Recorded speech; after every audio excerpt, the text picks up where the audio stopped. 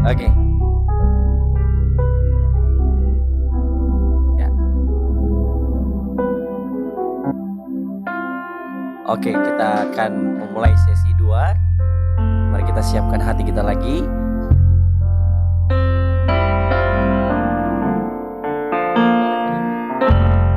Hidupku menggenapi firman-Mu,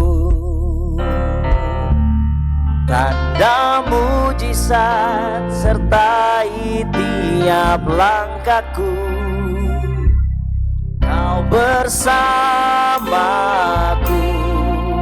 di dalamku, jadi bukti kebesaran-Mu. Mari bangkit berdiri, kita nyanyikan pujian ini. Tuhan Kau sempurna, Tuhan Kau sempurna dalam rencana-Mu dan karya-Mu. Ku serahkan hidupku, murnikan dengan Roh-Mu. Hidupku menggenapi firman-Mu. Amin. Tanda mujizat sertai tiap langkahku. Kau bersamaku di dalamku, jadi bukti kebesaran-Mu. Hidupku menggenapi firman-Mu, tanda mujizat sertai tiap langkahku. Amin. Kau bersamaku di dalamku, jadi bukti kebesaran. Sekali lagi.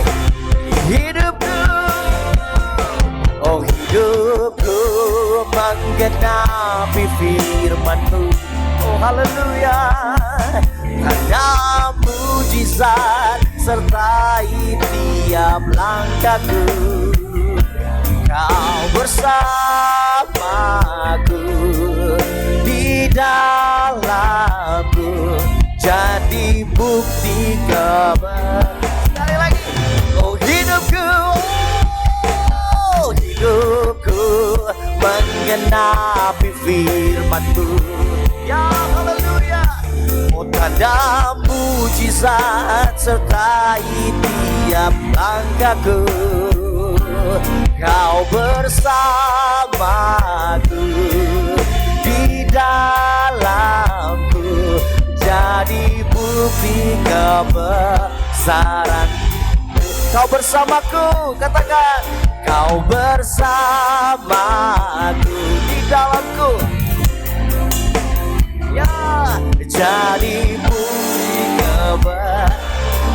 Kau bersamaku, come on.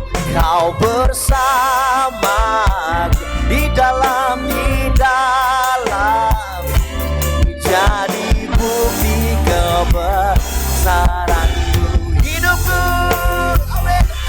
Hidupku menggenapi firman-Mu, tanda mujizat sertai tiap langkahku. Kau bersama di dalamku. Sekali lagi. Bukti kebesaran-Mu. Hidupku menggenapi firman-Mu, tanda mujizat sertai tiap langkahku. Kau bersama, oh tidak. Satu kali lagi.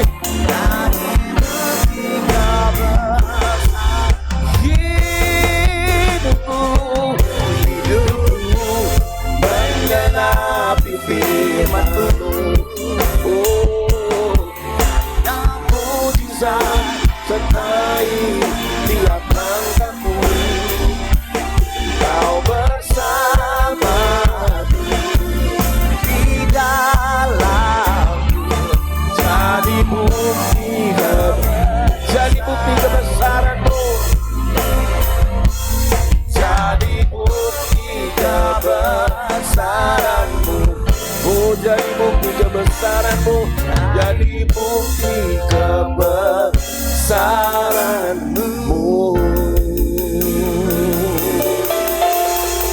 Haleluya. Amin. Silakan duduk kembali. Wah, udah kenyang, udah enak lagi, segar lagi pikirannya. Kita masuk kepada sesi kedua yang tentu akan lebih banyak soal tanya jawab, karena tadi saya katakan bahwa topik ini mau ditemukan di tempat lain hampir tidak ada ya. Setahu saya hampir tidak ada. Pengupasan seperti ini hampir tidak ada. Di gereja, sekolah teologi ya, hampir tidak ada.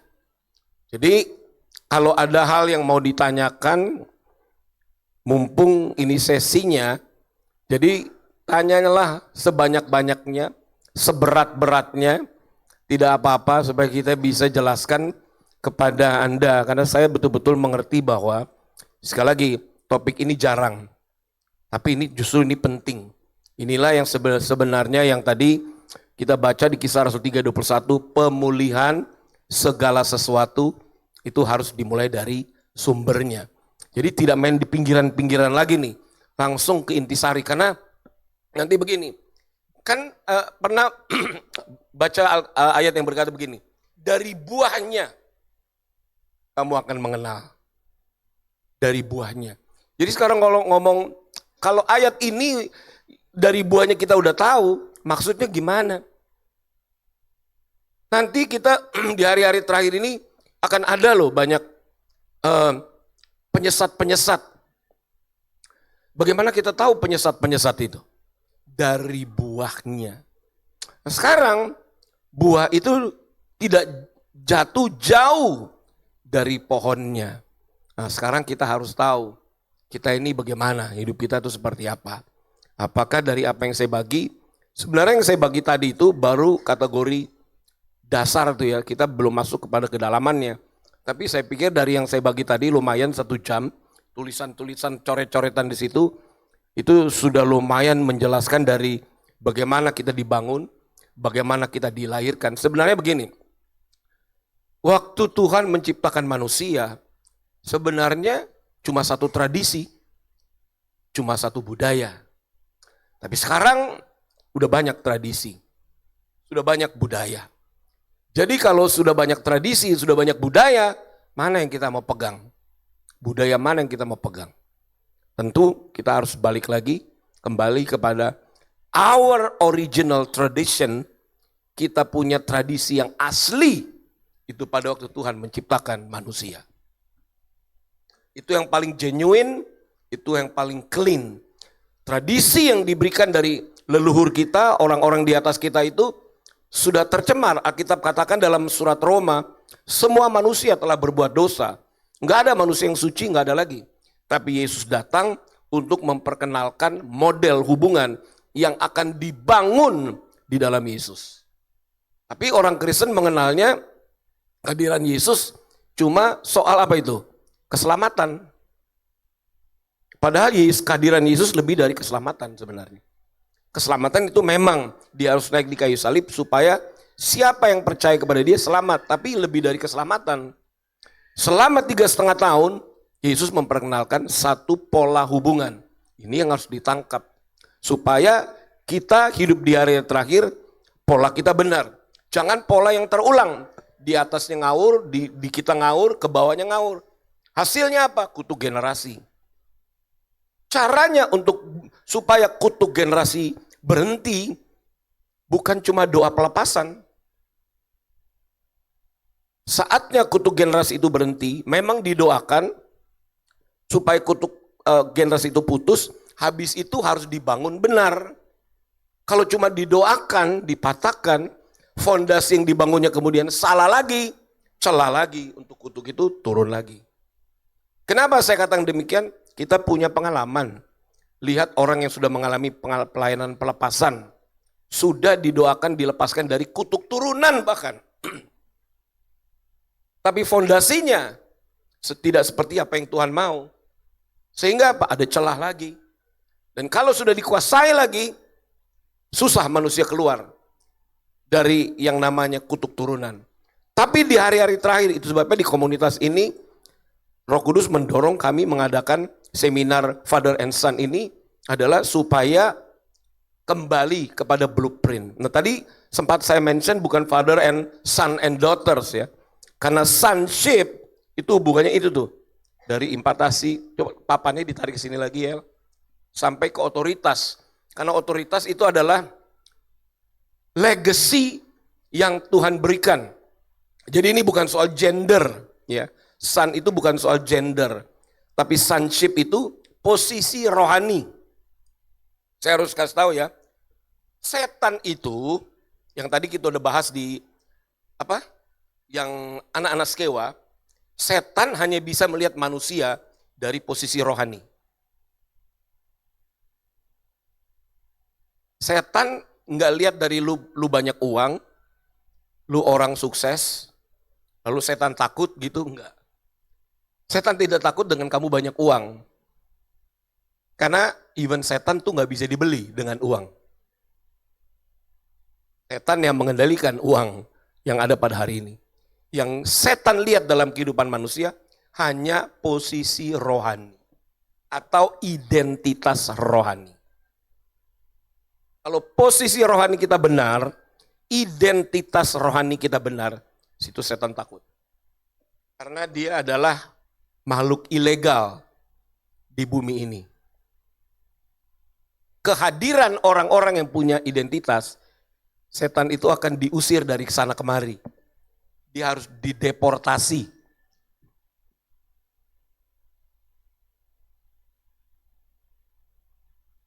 Jadi kalau di Amerika sekarang banyak orang-orang yang ketakutan karena illegal immigrant. Setan juga illegal karena bumi bukan buat dia sebenarnya. Bumi adalah tempat manusia. Untuk manusia mempraktekkan bagaimana pemeliharaan Tuhan yang Tuhan percayakan kepada manusia supaya manusia memelihara, merawat bumi ini. Tapi dia sudah menguasai manusia udah cukup lama. Maka itu sekarang setan harus tahu bahwa Tuhan sudah memilih kita untuk kita dipulihkan sampai posisi rohani kita betul. Ya, identitas rohani. Kalau ini ngomong identitas tuh kan ada ini.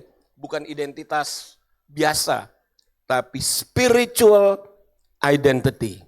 Itu hanya bisa dicapai dari metode ini. Nggak ada lagi, nggak ada cara lain supaya identitas rohani menghasilkan otoritas rohani. Tidak ada cara lain, memang polanya harus begini. Nggak punya cara lain. Artinya Tuhan tidak kasih opsi, nggak ada pilihan. Mau otoritas rohani pulih, mau identitas rohani pulih, tidak ada cara lain. Ya, saya harus ngomong maaf aja. Bukan gara-gara si Yohanes ini sekolah teologi ya, doktor teologi ya, lalu otoritas rohani dia naik, nggak ada. Caranya harus begini. Ya tapi kalau dia sekolah teologi ya nggak apa-apa. Supaya nanti dia ngomong sama orang-orang teologi ya. Bahwa aku di sini supaya kasih tahu sama kalian. Harus begini. Iya, sebab kalau hanya sarjana teologi, isinya tuh hanya perdebatan. Adu doktrin. Paling-paling ujungnya sekarang lagi santer jadi apologet. Kalau kita bukan apologet dong. Orang-orang yang punya identitas rohani, setan juga tahu, Yesus aku kenal. Paulus, Petrus aku kenal. Itu posisi rohani. Dan bagaimana kita bisa masuk kepada sonship, kedewasaan penuh. Ada satu ayat, Jethro, sebelum kita jawab. Di mana Efesus dikatakan sampai masuk kepada kedewasaan penuh. Jadi untuk masuk ke sini, nomor satu polanya begini. Ya, Father and Son. Tapi dengan pola ini maka harus ada yang ditanam menjadi fondasi. Baru kita lihat bagaimana Paulus bilang dalam Efesus 4, sampai kita semua telah mencapai kesatuan iman. Tuh imannya harus satu loh. Sekarang aja orang Kristen imannya beda-beda. Tapi dikatakan kesatuan iman. Pengetahuan yang benar tentang sonship, itu maksudnya. Kedewasaan penuh. Tingkat pertumbuhan yang sesuai dengan kepenuhan Kristus. Jadi pengetahuan yang benar tentang apa? Kalau kita tidak mengerti bacanya kita tidak tahu. Tapi maksudnya pengetahuan yang benar tentang posisi rohani. Sonship itu yang bahasa Indonesia bilang anak Allah, itu posisi rohani. Ini harus kita capai lewat fellowship. Dari fellowship yang khusus. Bukan sekedar fellowship biasa. Fellowship yang khusus yang tetap ada di dalam koridor ini. Yang namanya fellowship itu namanya fathering fellowship. Harus. Kenapa? Dari fellowship ini maka kita akan dibangun sampai kita masuk kepada posisi rohani seperti Yeshua. Nah gitu. Ini kan pengetahuan yang benar tentang yang namanya anak Allah itu adalah posisi rohani Yeshua. Bisa kalau Paulus tulis begini berarti sasarannya kita harus ke situ. Dan saya harus ngomong apa adanya. Untuk supaya begini harus ada koridornya. Ini coba renungan. Kalau cuman ibadah biasa nggak bisa masuk ke sini. Karena kalau mau harus persekutuan yang punya konsep ini. Harus ada wadah yang punya konsep ini. Dan harus ada hubungan yang sebegini dekatnya nih. Supaya sasarannya ke sini. Kalau di persekutuan kami, komunitas kami namanya ini. Kehilat HB Chorim. Kehilat HB Chorim. Artinya apa? Kumpulan persekutuan yang disebut orang-orang sulung. Nah itu. Logonya kayak gitu. Nah kalau di komunitas kami tentu kita bedain. Yang hari Kamis itu umum. Tapi yang hari lain khusus di dalam koridor ini. Di situ kita mengupas kebenaran yang jauh lebih dalam. Karena memang konsepnya harus begini. Di luar itu nggak bisa. Itu yang saya rasakan dan saya alami. Makanya misalnya ya, ketika saya khotbah di tempat lain, ya khotbahnya biasa. Tergantung kalau saya khotbah di tempat lain, dia fondasinya apa. Kalau dia fondasinya bukan fondasi hubungan begini, maka Roh Kudus akan taruh itu dalam hati saya. Kalau konsepnya begini, maka keluarnya juga akan begitu. Saya pun tidak bisa memaksakan diri. Kalau saya khotbah di mana nggak bisa. Tapi kalau persekutuan atau gereja konsepnya begini, pasti Roh Kudus menggerakkan saya untuk berbicara yang ada hubungannya dengan ini. Tujuannya Efesus 4 tadi. Oke? Paham? Mengerti? Sudah paham? Sekarang kita masuk ke sesi tanya jawab. Oke Michelle, ada yang mau tanya? Nanti Michelle kasih mic-nya. Oke, dari apa yang sudah dijelaskan tadi dari sesi pertama sampai barusan ini, apakah ada yang mau bertanya? Silakan.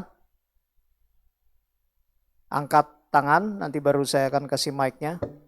Di Zoom tadi kayaknya sudah ada tadi, tapi ntar dulu yang di Zoom. Yang di sini dulu, apakah ada?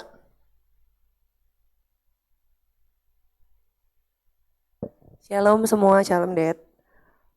Simpel sih Dad mau nanya, yang bisa dia dijelaskan tentang perbedaan parenting dengan fathering. Itu dulu Dad. Thank you. Ya. Parenting dan fathering ya, itu masuk di dalam hubungan seperti ini. Tapi parenting itu adalah dasarnya.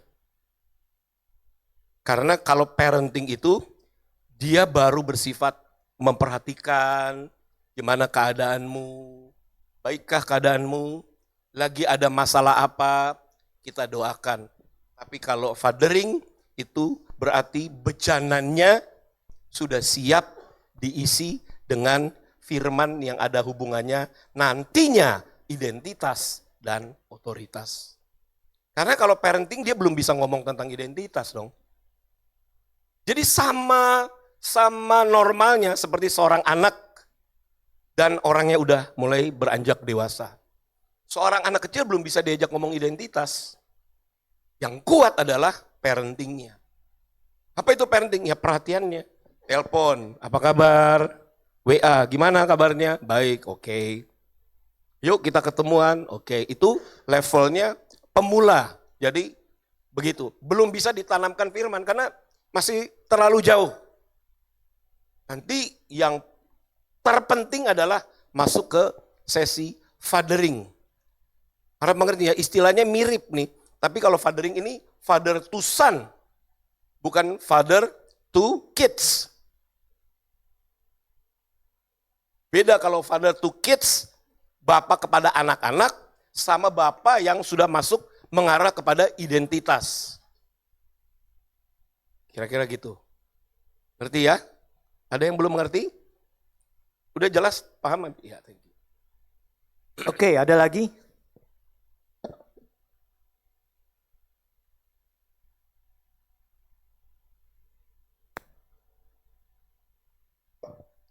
Ya, Shalom Dad. Mau nanya, apakah ada ibu rohani? Bukan bapak rohani, tapi ibu rohani. Ada nggak, Dad? Ibu rohani adanya di gereja. Gembala biasanya. Bugem. Pagem. Segini, kita harus ngerti artinya. Bapak rohani sama ibu rohani itu beda. Kalau di dalam Alkitab itu yang dikenal adalah Bapa. Makanya Yesus selalu ngomong apa yang kudengar dari Bapa. Karena di dalam Tuhan dan ciptaannya, dia perannya Bapa. Bukan peran ibu. Jadi ya kalau secara manusia ya ada di dalam gereja ibu rohani. Bapak rohani itu penting ya pengertian. Jadi dia seorang figur. Figur yang akan mencetak orang-orang yang akan memiliki karakter, bahasa, value. Ini semuanya spiritual ya. Semua spiritual. Jadi saya nggak, kalau saya lihat di Alkitab ada yang disebut fatherless generation, a father to the fatherless. Itu ada. Coba Jethro buka ayatnya tuh. Yang dikatakan a father to the fatherless, bukan a mother to the motherless. Di dalam Alkitab tidak disebut itu. Bukan berarti Tuhan kalau gitu nggak adil dong. Gimana aku jadi seorang ibu? Bukan. Ini lain. Ini penjelasannya.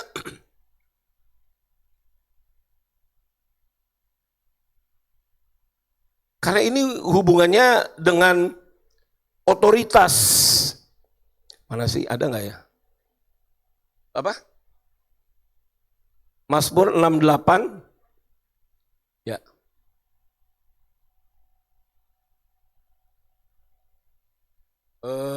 Kalau di dalam bahasa Inggris lebih jelas ya.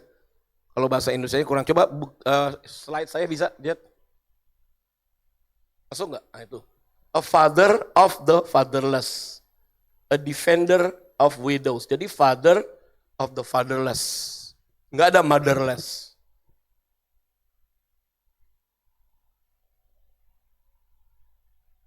Lalu kalau disebut janda, itu juga figureless. Makanya itu ada widows tuh. Yang bahasa Inggris ya. Kalau bahasa ini lain nih, bentar nih. Mana? Oh ini nih bawahnya kok lain nih. Bapa bagi anak yatim, pelindung bagi para janda. Janda itu juga masuk kategori figureless atau fatherless. Jadi istilah ibu rohani itu hanya ada di gereja. Kalau di dalam Alkitab yang dikenal itu adalah seorang Bapa, ini diperkenalkan Yesus adalah Bapa. Yeshua memperkenalkan Bapa. Bukan berarti peran ibu itu tidak ada. Kalau orang Katolik menghargai Bunda Maria. Karena waktu disalib Yesus bilang, guys, ini loh ibumu. Ibu Maria ini nih ibumu, ibu Yesus, ibumu. Maksudnya apa? Lu rawat dia. Dia sendiri. Jadi lebih berbicara tentang, sebab seorang bapak itu dia adalah garis depan. Dia adalah penentu. Dia adalah role model. Itu seorang figur papa, figur daddy di dalam rumah. Dia adalah seorang contoh, dia adalah seorang teladan, dia penentu, dia pengambil keputusan. Bukan si mama yang mengambil keputusan. Mama itu pelengkap. Mama itu ada di dalam si papa. Makanya konsepnya apa? Perempuan diambil dari dalam laki-laki. Jadi kalau perempuan diambil dari laki-laki, berarti yang harus kelihatan figurnya adalah figur si Bapa. Mama di mana? Ibu di mana? Dia di dalam. Dia tersembunyi. Yang harus kelihatan adalah figur si Papa. Makanya dalam rumah tangga pun para suami-suami ini akan dilihat oleh anak-anaknya. Dilihat oleh anak-anak dan dilihat juga oleh sang istri. Figur ini penting, gak bisa main-main. Karena itu konsepnya Tuhan. Bayangkan banyak generasi yang hancur figurnya. Kenapa? Gagal orang tua laki-laki dalam hal ini menjadi role model yang benar. Jarang. Nah ini kan harus dipulihkan secara jasmani, figur ayah jasmani, kemudian juga harus ada spiritualnya. Karena yang ada di dalam dunia ini dikendalikan dari dunia spiritual. Kalian tahu loh, dunia ini kan kita bilang, dalam apa 1 Yohanes 5 ayat 19. Dunia dikendalikan oleh si jahat. Jadi dunia dikendalikan oleh si jahat, berarti everything kemanapun kamu pergi, itu ada kendali secara spiritual. Karena kalau misalnya ada masalah, kita nggak bisa ada masalah, kita bilang begini, udahlah nggak usah Tuhan-Tuhanan, tetap. Jangan pakai Tuhan-Tuhanan, udah salah lu. Karena kejahatan itu dari dunia spiritual. Penyelesaian semua masalah harus secara spiritual. Udah jangan pakai Tuhan-Tuhanan. Kalau istilahnya pakai bahasa gaul saya zaman dulu, lu mah dicipoain lu sama setan. Sekarang masih beken gak tuh istilah cipoa? Oh, kalau dia mah gak ada.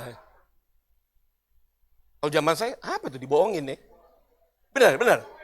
Masih benar gak itu istilahnya?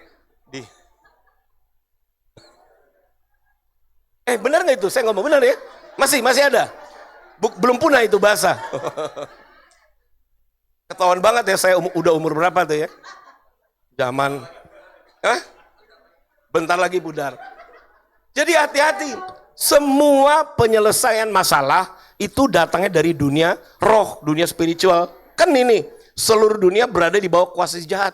Ngomong soal keuangan, hati-hati. Ngomong soal bisnis, ngomong soal rumah, semuanya. Jadi kalau ada orang, udah dah kita selesai sekarang, yang benar jangan pakai Tuhan-Tuhan. Berarti lu dibohongin. Semua harus dari dunia spiritual, harus ada Tuhannya terlibat di situ. Kalau nggak ada Tuhannya gimana? Gimana manusia menyelesaikan masalah sementara masalah itu datang dari yang tidak terlihat? Kita nggak bisa menyelesaikan masalah dari oknum yang tidak terlihat yang namanya setan. Kita harus masuk dalam kerohanian. Nggak ada cara lain untuk masuk ke kerohanian selain ke sini. Ini otoritas rohani. Datangnya dari sini ke sini. Kalau nggak bisa. Haleluya. Oke? Jadi kalau kamu ke gereja, kamu akan ketemu ibu rohani. Luar biasa ya. Ini kan Alkitab yang ngomong. Bukan berarti istri saya tidak bisa jadi ibu rohani. Tapi ini yang harus dia tersembunyi. Karena dia dari dalam saya. Haleluya. Oke, ada lagi misalnya? Oke, kayaknya tadi ada yang di Zoom ya. Sebentar dulu, Sam. Ada yang di Zoom ya tadi ya? Coba bisa dikasih lihat. Waduh, panjang ya. Dari Bapak Lingga ya? Ada 5 pertanyaan. Bapak Lingga mungkin open mic aja kali ya, Pak? Ya, bisa kedengeran nggak ya? Iya, soalnya panjang nih. Bisa Pak Lingga open mic ya? Itu bisa kita jawab kok. Dibaca juga bisa. Bisa ya, Pak? Coba pertanyaannya apa dulu mungkin. Tadi nomor 1 bagaimana memperoleh otoritas Ya. sih. Tuh. Ya itu bagaimana cara Otoritas itu ya. ya cara untuk memiliki otoritas kuasa Tuhan dalam kehidupannya ini. Pertumbuhan kita harus tahu karena kita harus punya pengertian tentang Father and Son dibangun di atas fondasi sonship of Yeshua. Jadi mau nggak mau Tuhan saya harus bangun di dasar keputraan Yeshua. Dan untuk dibangun di atas dasar keputraan Yeshua, tidak ada cara lain karena metodenya demikian. Berarti you harus menemukan teladan dari satu figur yang akan turut membangun fondasi itu, baru otoritasnya dapat. Lalu yang berikutnya, bagaimana dengan kehidupan kekristenan bahwa kita sudah diberi otoritas kuasa. Iya itu sederhananya. Tapi prakteknya, coba lihat prakteknya. Sampai dinyanyikan lagi, ku diberi kuasa. Tapi coba lihat prakteknya, kita lihat kehidupan kenyataan. Udah diberi kuasa, coba.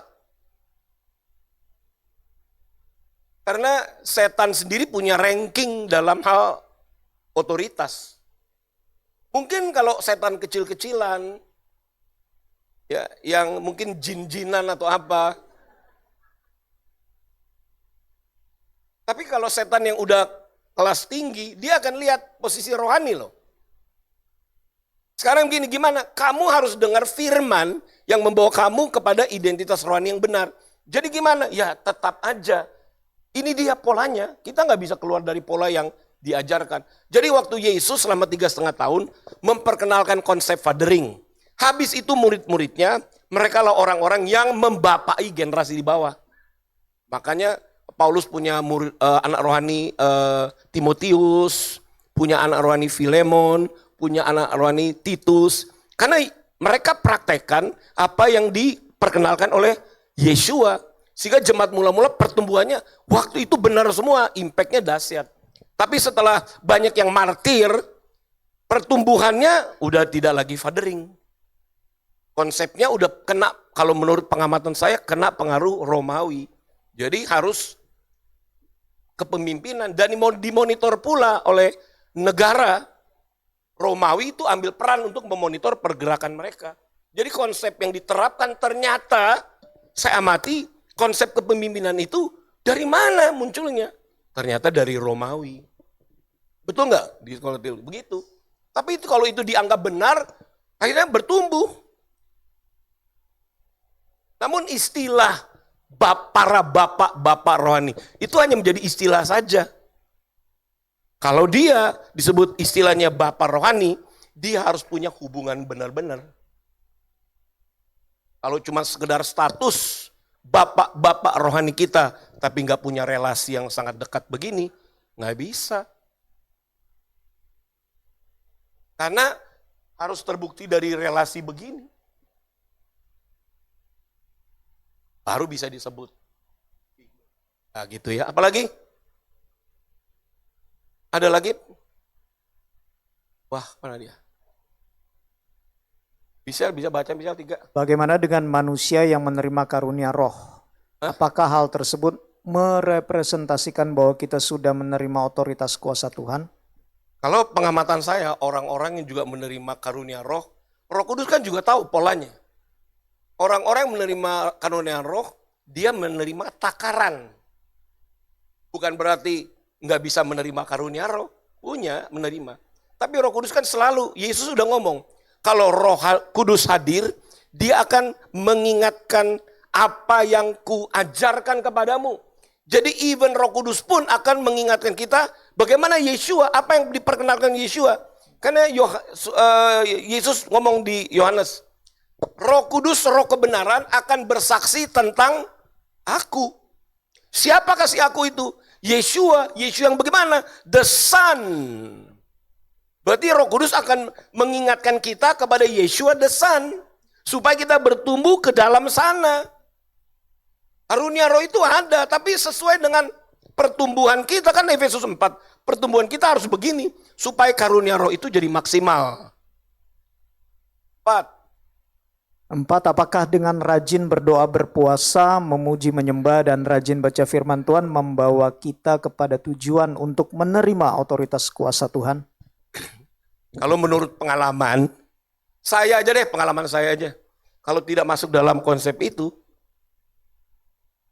nggak bisa ternyata. Kamu cuma baca ayat-ayat itu tidak menjadi hidup. Cuma baca, berdoa, menyembah, lama-lama bosan, baca jadinya ngantuk. Kenapa? Waktu dulu saya tidak melihat ke sana, ke arah ini. Tapi coba kalau udah mengarah ke arah ini. Apapun yang kamu baca, kamu akan tahu, Tuhan membawa saya begini loh. Nanti waktu komunikasi kan, begini ya, yes. Karena udah ada koridornya, tidak mungkin berbeda. Kira-kira begitu ya. Apalagi untuk menerima kuasa Tuhan. Semua itu paralel kok. Tuhan tidak mungkin bertentangan dengan konsepnya. Yang buat konsep kan dia. Bukan manusia yang buat konsep. Yang buat konsep adalah dia sendiri. Yang diperkenalkan kepada murid-muridnya adalah konsep pembapaan. Nggak bisa keluar dari situ. Kalau keluar dari situ berarti aneh. Makanya pernyataan-pernyataan orang-orang nih, para netizen rohani, komentator rohani yang ngomong, oh ini udah nggak ada lagi, ini nggak ada, wah enak aja dia ngomong. Misalnya gini, oh sekarang persepuluhan udah nggak perlu lagi, wah ngawur. Ya Tuhan yang buat konsep persepuluhan, kok manusia bisa bilang nggak ada persepuluhan lagi sekarang? Berarti dia udah lebih hebat dari Tuhan. Dia mengatur Tuhan, seluruh aturan-aturan itu sudah ditetapkan. Dan saya mau katakan ya, semua aturan-aturan itu, termasuk yang tadi saya sebut persepuluhan, itu hubungannya gini loh.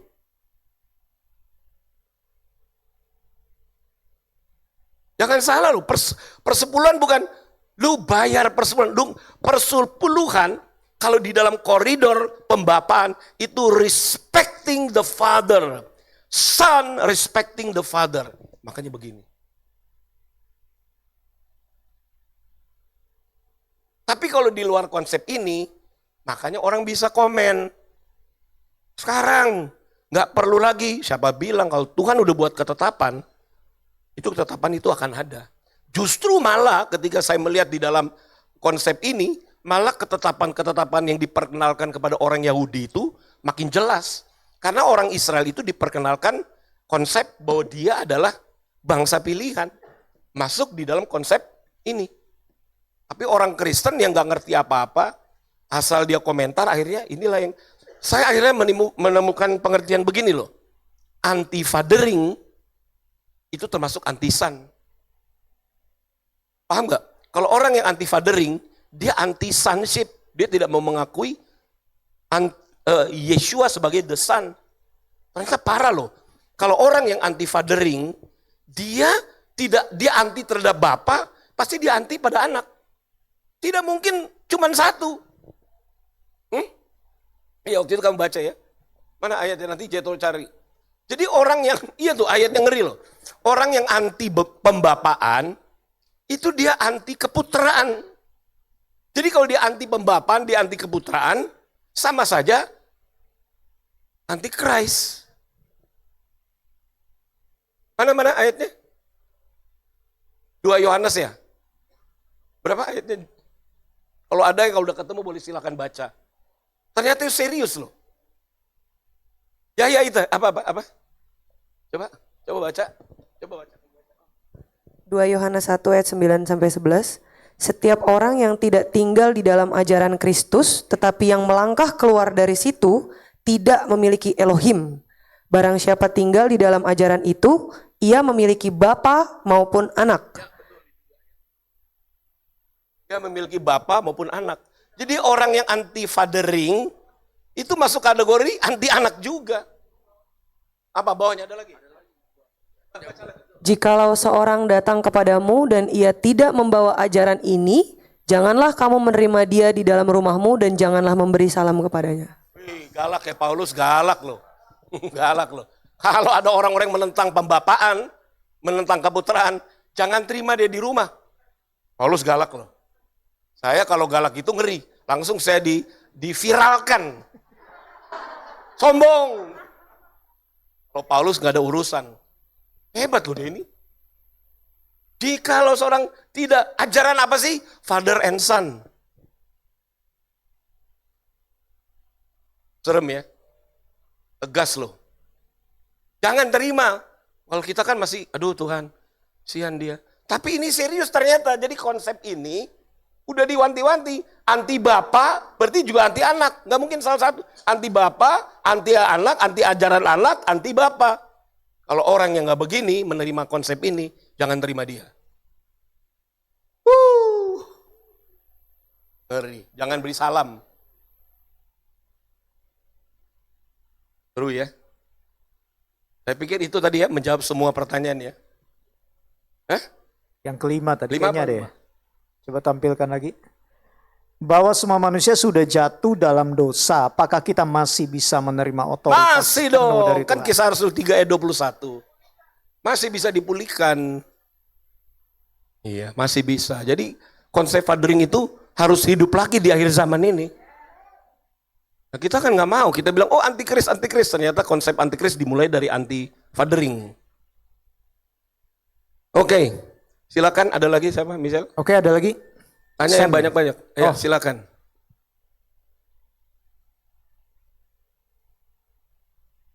Shalom, Ya, nama saya Axel Pak. Ya. Saya mau bertanya soal mengenai konsep ini, soal impartasinya. Ya. Nah, saya mau tanya impartasinya seperti apa sih untuk impartasi karakter, bahasa, value, identitas dan otoritas yang saya tahu cuma otoritas atau impartasi dari Bapak. Tapi secara gamblangnya seperti apa sih Pak? Mungkin dari pengalaman Bapak. ya orang yang seperti itu kalau ngomong impartasi, value-nya kan harus kelihatan. Value dari hidupnya. Jadi ketika seseorang mau di bawah pembapaan seseorang, jangan kamu lihat pengurapan yang ada pada orang itu. Karena itu belum. Kamu harus dekat dengan orang itu, bergaul dengan dia, dan kamu akan menemukan benih-benih yang akan diimpartasi dalam hidupmu. Ketika seorang figur itu betul-betul yang Tuhan beri, kamu akan melihat nilai-nilai dalam kehidupan. Kalau lihat dari jauh, kamu nggak akan bisa lihat. Banyak orang lihat dari jauh. Orang itu harus bertumbuh bersama dan mengenal. Di samping itu, orang itu harus punya firman yang berhubungan dengan pembapaan. Supaya ketika dia bangun hubungan, apa yang ditabur itu firman yang selalu membawa kepada pertumbuhan dari keputraan Yeshua yang harus ditanam atas orang itu. Dan akhirnya harus terbangun yang namanya trust.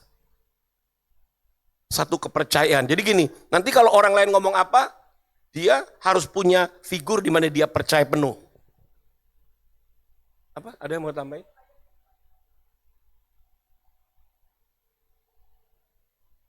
Satu Yohanes 2 ayat 22. Coba. Ya. Kita dulu lihat 1 Yohanes 2 ayat 22 ini.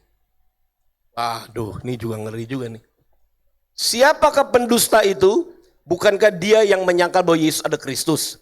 Dia itu adalah antikristus, yaitu dia yang menyangkal baik Bapa maupun anak. Jelas banget. Sebab barang siapa menyangkal anak, ia juga tidak memiliki Bapa. Barang siapa mengaku anak, ia juga memiliki Bapa. Dan kamu yang telah kamu dengar dari mulanya, itu harus tetap tinggal di dalam kamu. Jika apa yang telah kamu dengar dari mulanya itu tetap tinggal di dalam kamu, maka kamu akan tetap tinggal di dalam anak dan di dalam Bapa.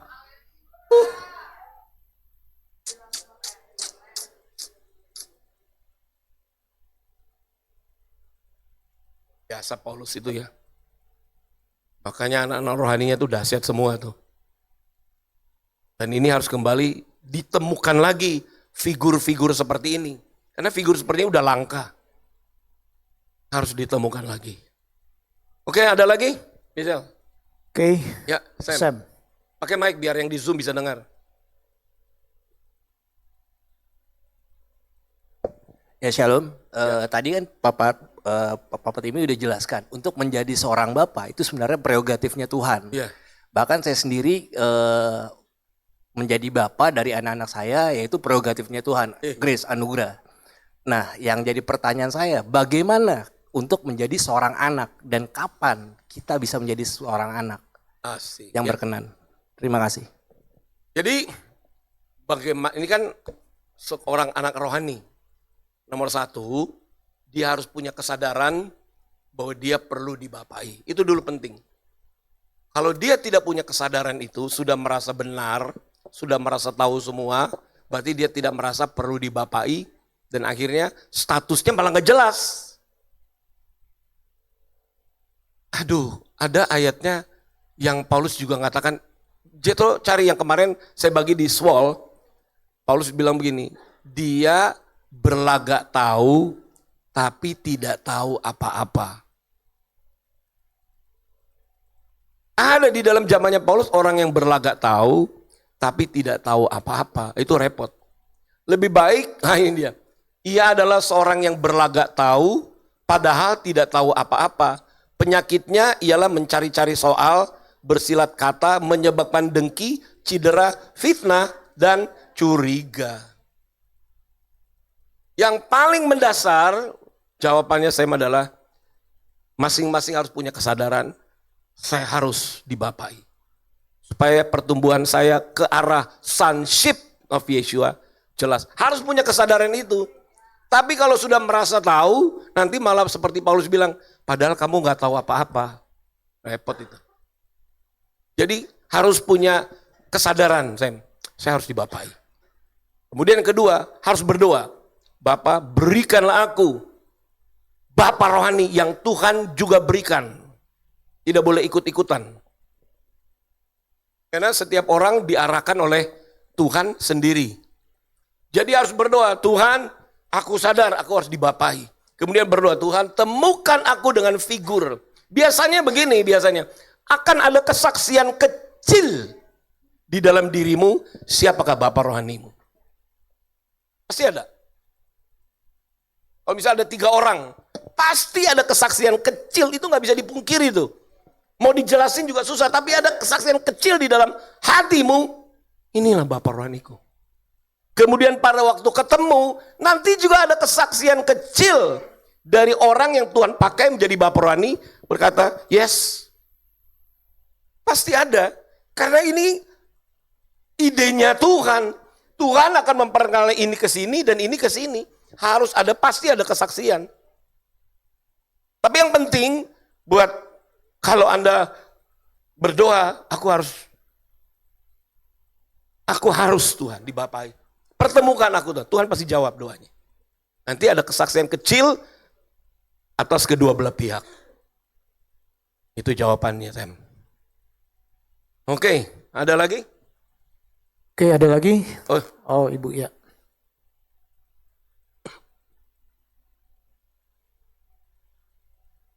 Salam Pak, terima kasih kesempatan siang hari ini. Ada beberapa hal yang saya pengen tanyakan. Tadi dari penjelasan Bapak bahwa kalau di Malaki 4 ayat yang ke-6 bahwa hati Bapak harus kembali kepada anak dan hati anak akan kembali ke Bapak-Bapak, begitu. Terus dari penjelasan siang hari ini tentang bagaimana Tuhan akan memulihkan sebuah hubungan antara Bapa dengan anaknya, ternyata juga baru tahu bahwa Yesus selama 3,5 tahun itu sedang mengajarkan tentang hati Bapa kembali kepada anak, begitu. Nah, ini berbicara tentang impartasi. Di sini kan ada beberapa hal, karakter, bahasa, terus value, sampai identitas dan otoritas. Dari seorang bapa ke ke anaknya gitu ya. Ini bagaimana kalau, ini kan yang bagus-bagus ya Pak. Nah tapi kalau di dalam seorang figur, seorang bapak, apakah semuanya itu akan diimpartasikan atau hanya 5 ini saja?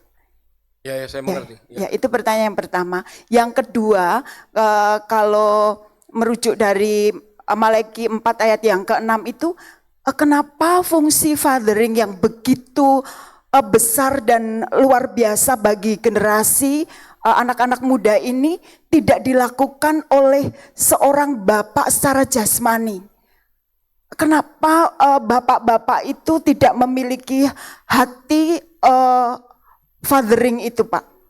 Apakah bapak itu perlu dipulihkan, bapak-bapak sebagai seorang imam di dalam rumah tangga itu? Begitu, Pak. Terima kasih. Ya, saya jawab dari pertanyaan nomor 2. Memang kenapa kegagalan ayah-ayah jasmani ini menjadi teladan bagi anak-anaknya? Pertama, sudah ada dosa warisan. Jadi dari bapaknya si bapak ini sudah ada dosa warisan kutuk, sehingga si anak yang jadinya bapak ini dia tidak tahu figur yang benar, itu nggak tahu. Yang kedua, tidak ada firman yang menjelaskan kepada dia. Maka Alkitab juga jelas, bila tidak ada visi, menjadi liarlah rakyat.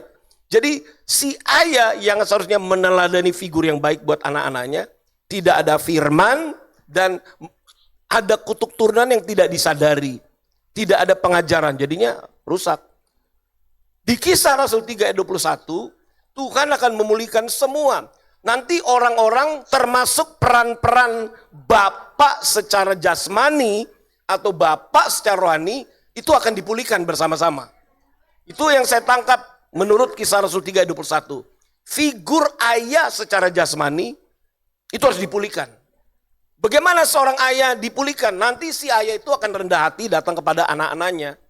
Yang telah dipulihkan, dia akan berkata, anak-anakku selama ini ayah, bapak, papa, dedi sudah salah terhadap kamu. Karena padaku ada kutuk turunan. Tapi sekarang papa ini, dedi ini sudah bertobat. Jadi aku mau doakan kamu anak-anak, dosa yang telah terimpartasi atas kamu, ku cabut dalam nama Yesus. Sekarang aku tabur firman. Baru para ayah-ayah jasmani ini, Tuhan bilang, yes, aku suka sama orang ini. Wih. Jadi peran nih buat Anda yang sudah menjadi ayah nih. Kalau kalian kena imbas dari atasnya yang gak benar, bertobat nih kan, habis bertobat jangan lupa lu udah punya anak. Anak yang kamu lahirkan udah keburu besar, gak ngerti. Kamu harus juga rendah hati ngomong sama anak-anak. Sini kalian, Dedi kumpul atau papa kumpul. Sekarang papa sudah ngerti.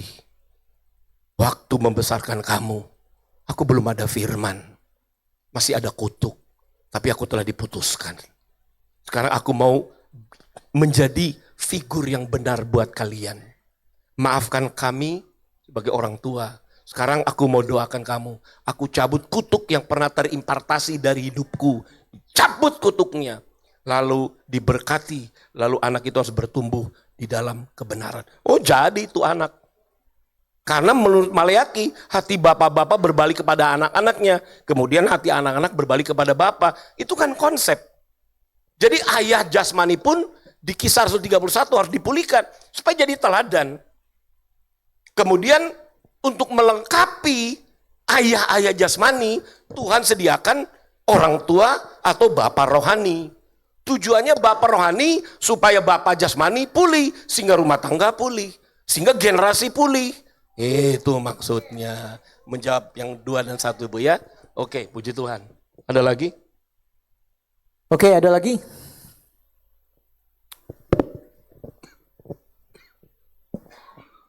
Shalom Pak Timi. Jadi dari yang sudah diajarkan konsep Father and Son ini, saya mau tanya yang di impartasi yang bahasa itu secara detailnya bahasa itu sebetulnya bicara apa? Apakah kalau kita kan tahunya bahasa Indonesia, bahasa yang gitu-gitu ya. Dan ketika Father dan Son ini sudah memiliki satu bahasa, apa dampaknya? Ya, oke. Terima kasih. Itu aja. Di dalam Alkitab yang diajarkan oleh Yesus tidak pernah ada bahasa yang mengandung kebimbangan, keraguan, fear, nggak ada. The language of the father, bapak seorang ayah, itu tidak pernah membuat anaknya jadi bimbang. Kalau secara umum, seorang ayah tidak akan pernah mengajar anaknya jadi takut, jadi bimbang. Seorang ayah jasmani nih akan ajar kepada anaknya, kamu bisa nak. Kamu pasti bisa. Nah, kalau bapaknya punya bahasa yang baik terhadap anaknya, yang akan diturunkan adalah bahasa yang baik. Bukan untuk, aduh hati-hati loh. Enggak. Kalau seorang bapak yang mengajar begini, kamu pasti bisa. Sebab aku mengajar kamu untuk berpikir besar. Itu secara psikologi mempengaruhi loh. Apalagi bahasanya yang diajarkan oleh Yesus. Bahasa yang diajarkan oleh Yesus itu akan masuk kepada tadi itu Efesus 4, kesatuan iman. Orang akan melakukan perkara-perkara yang besar ketika bahasa yang ditabur dalam kehidupan orang itu adalah bahasa yang ada di dalam Alkitab. Yang Yesus ajarkan selalu hal-hal yang tidak pernah mengajar kepada takut kamu. Masa depan nanti gimana, kalau nggak ada uang nanti gimana. Yang diajarkan dalam kehidupan Yesus itu bahasa Bapa. Bahasa Bapa itu selalu bahasa yang mempunyai nilai, mempunyai iman yang luar biasa. Itu harus diajarkan. Secara rohani nanti turun juga secara anak-anak jasmani. Kalau bapak yang baik masa dia mau ngomong kepada anak-anaknya, lu payah lu. Makanya kalau orang dunia tuh suka ngata-ngatain anak-anaknya kan, goblok. Ya, itu bahasanya kan salah. Tapi kalau seorang ayah yang udah bener, nggak akan pernah mau bilang anaknya goblok. Dia akan berkata begini, ayo belajar lagi, kamu pasti bisa. Kalau anak bilang nggak bisa, mama aku nggak ngerti, pasti bisa kok. Pasti bisa. Nah itu value ya, misalnya gini, seorang ayah kan bilang begini, dulu papa seperti kamu, tapi bapak nggak pernah nyerah. Karena pasti selalu bisa. Itu menanamkan value dari bahasa, nanti value. Itu secara manusia, secara spiritual gitu nanti. Karena menghadapi hal-hal yang sulit, tidak masuk akal, apalagi punya pengaruh dari dunia spiritual, dari roh jahat. Kalau mengajarkan bahasa yang benar, di dalam Alkitab bahasanya tuh ya dan amin, bukan ya dan ragu-ragu. Ya dan amin. Wow, haleluya. Jadi kayak misal begini, misalnya Anda sedang dalam kesulitan keuangan, maka kita akan ngomong, jangan takut, itu adalah batu loncatan untuk kamu jadi lebih hebat. Tapi gimana nih, aku sekarang lagi susah, jangan takut, kamu tidak diciptakan untuk bangkrut. Kamu diciptakan untuk berhasil, sebab di dalam kamusku tidak ada kegagalan. Itu dia ya. Paham ya? Oke, puji Tuhan. Lagi? Tinggal berapa kali lagi pertanyaan? Masih bisa 2-3 Dua lagi kali. ya, 2-3 kali, 2-3 pertanyaan. Oke, ada lagi?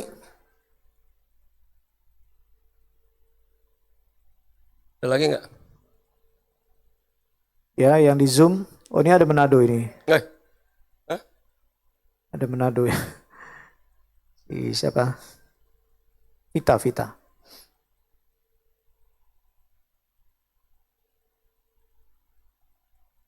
Ada yang di Zoom mau bertanya, silakan kalau ada yang mau bertanya. Siapa yang mau bertanya? Waktunya tinggal 5 menit. Habis itu kita selesai. Dan ada? Nggak ada lagi? Nggak ada lagi? Oke, kalau nggak ada lagi, saya hanya mau kasih saran buat Anda yang baru pertama kali datang. Karena ini hal yang serius. Kalian harus berdoa. Sampai kalian menemukan seorang figur yang akan menjadi bapak rohanimu. Harus. It's a must, itu harus. Jangan pulang dari sini langsung berdoa, karena Tuhan pasti jawab. Ketika kalian bertumbuh bersama dengan figur yang Tuhan tetapkan, kalian akan bertumbuh jadi dahsyat. Karena kita hidup di hari-hari terakhir. Semua akan dipulihkan. Sampai identitas kita pulih, maka otoritas itu akan hadir dalam kehidupan kita. Makanya tidak akan ada kegagalan. Selalu ada blessing. Blessing dimulai dari mana? Dari rumah. Ketika rumahnya sudah in order, berkat itu dimulai dari rumah. Dan dari rumah itu pemerintahan Tuhan baru dinyatakan.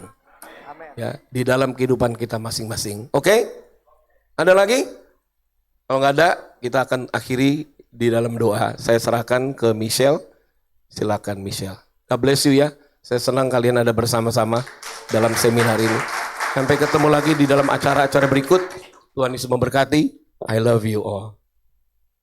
Ya, terima kasih Pak Tim dan juga Bapak Ibu yang sudah hadir bersama-sama dengan kami.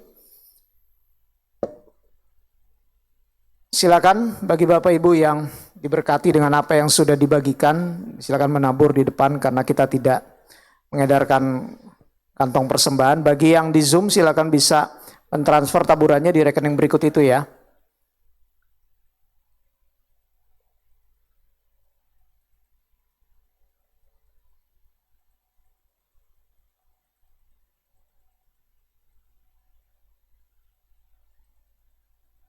Ya, sambil menabur, saya mau infokan ada paling tidak ada tiga pengumuman. Yang pertama, bagi Anda yang masih ingin mengikuti kelas Ibrani, silakan langsung datang ke saya karena akhir bulan ini langsung ditutup pendaftarannya, sebab kita akan mulai di tanggal 8 Februari. Ya, jadi bagi yang mungkin di batch pertama yang sudah mengikuti tapi kepingin mengikuti lagi, silakan datang ke saya. Ya, karena akhir bulan ini ditutup pendaftarannya. Kemudian yang kedua, kita akan ada prophetic gathering di hari Kamis tanggal 13 Februari. Ya, 13 Februari. Tetapi bukan di sini tempatnya, di PIC Creative Space. Ya, di PIC Creative Space.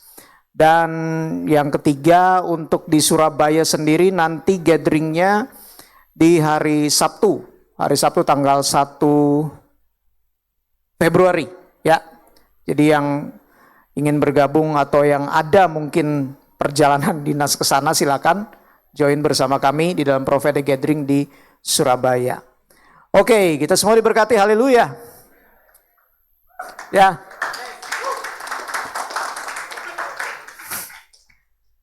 Ya, kami berharap untuk terus terhubung dengan kami ya dengan semua acara-acara kami karena kita tetap akan membawa pesan ini ya, tetap karena Pak Timi mempunyai jubah dan juga panggilan memang di dalam hal ini, selain memang kalau mungkin Bapak Ibu mengenal beliau sebagai seorang hamba Tuhan yang banyak mempunyai karunia nubuatan, tetapi juga tentang Father and Son ini sangat penting.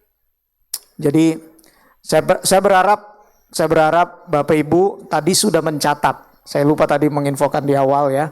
Paling tidak diingat lah ya. Paling tidak diingat karena ini tidak ditayangkan di online, hanya di Zoom saja. Oke. Ya. Mari bangkit berdiri Bapak Ibu. Kita akan tutup seminar kita siang ini. Terima kasih Abah untuk semua yang Kau sudah nyatakan bagi kami di siang sore ini, Aba. Kami bersyukur bahwa pewahyuan ataupun pengertian Father and Son, Bapa dan Putra ini Engkau bukakan bagi kami. Karena inilah yang menjadi kesukaan-Mu ya Yesus Yeshua. Karena ini adalah rahasia yang tersembunyi, yang sudah berabad-abad lamanya, yang belum banyak diketahui oleh generasi dari generasi. Tapi kami bersyukur bahwa pada hari ini, siang ini Tuhan, seberapapun kami yang ada, Engkau bukakan itu bagi setiap kami. Terus Roh Kudus, Roh Keputraan Yesus Yeshua Mashiach itu bekerja atas setiap kami, membawa kesaksian Yeshua Mashiach. Karena kesaksian Yeshua Mashiach adalah kesaksian dari Bapa sendiri. Bapa nyatakan itu bagi setiap kami, sehingga kami terhubung dengan-Mu. Kami tetap berada di dalam naungan kasih karunia-Mu, naungan dari Engkau sendiri ya Aba. Dan perjalanan kami tidak akan pernah menjadi perjalanan yang gagal, tapi perjalanan yang berhasil. Sebab Engkau Tuhan, Aba, terus menyertai kami. Pengertian ini akan membawa kami naik, bukan lagi turun. Pengertian ini akan membawa kami masuk dari kasih karunia kepada kasih karunia. Pengertian ini juga akan membawa kami masuk ke dalam rancangan-Mu yang sempurna itu. Terima kasih Bapak, terima kasih. Kami mengucap syukur untuk semua firman pengertian yang Kau berikan bagi kami. Meteraikan itu di dalam setiap hati kami. Dan kalau sebentar kami akan pulang Tuhan, biarlah Tuhan menyertai perjalanan kami. Tuhan memberkati setiap kami. Tuhan memberkati setiap kehidupan kami Bapak, di dalam pekerjaan kami, pelayanan kami, atau apapun yang kami kerjakan, biar itu menjadi berhasil. Sebab Engkau ya Tuhan, kasih karunia-Mu melingkupi kami, menyinari kami, wajah-Mu menyinari kami dan memberikan shalom bagi kami. Terima kasih Tuhan, di dalam nama Yesus Tuhan. Haleluya. Amin. Ya, God bless semua.